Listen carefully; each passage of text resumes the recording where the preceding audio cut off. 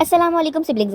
अगर आपको याद हो तो मैंने जब ईद का व्लॉग शेयर किया था तो मैंने आप लोगों से एक बात कही थी कि हमारा ईद पे कुकिंग का प्लान था, बट वो प्लान कैंसिल हो गया और उसकी रीजन मैं फिर कभी दूंगी। एनीवेज, रिश्ते में हम बैठ चुके हैं और बैठ के अपना सफर स्टार्ट करते हैं और मैं आपको देती हूँ रीजन। हुआ यूं कि मेरी जो कजन मेरे साथ होती है ना, वो चली गई नॉर्दर्न एरियाज घूमने फिरने माशाल्लाह से। दुख तो तब होता है जब एंड टाइम पे ये काम हो ना। ईद वाले दिन उनका प्लान बना और वो चली गई, घूम फिर कर आई तो मुझे उसने ये वीडियो दिखाई, इसमें पैराग्लाइडिंग हो रही थी और कहती मेरा इतना दिल कर रहा था कि मैं लूं। मैंने कहा तो ले लेती। कहती 8,000 की थी, मैं क्यों लेती। मैंने कहा वाह वाह वाह, छोड़कर तो तुम चली गई थी, लेकिन इसकी सोच तो मेरी जैसी रही कि 8,000 बंदा एक पैराग्लाइडिंग पे लगा दे। 8,000 में बहुत कुछ हो जाता है, सच्ची जोन सी बात है। अभी तक मैं एक और बात बताऊं आपको, 6 रेसिपीज या 7 रेसिपीज थी जो हमने ट्राई करनी थी और हमने सिर्फ 2 की, और वो भी जैसे की है ना बस कर ही ली है, मोजा और हमने ट्राई कर ली। खैर उनकी वीडियोस तो मैं शेयर कर ही दूंगी आपसे इंशाल्लाह। सो इधर देखे पाकिस्तान में कितनी खूबसूरती है, पाकिस्तान में कितने प्यारे प्यारे बादल हैं और कितने ये मजे के मंजर लग रहे होते हैं। आप खुद सोचे, दुबई जैसे मुल्क को क्लाउड सीडिंग करनी पड़ती है और उनको बारिश बरसानी पड़ती है, और हमारे पास ये नेचुरल चीजें हैं।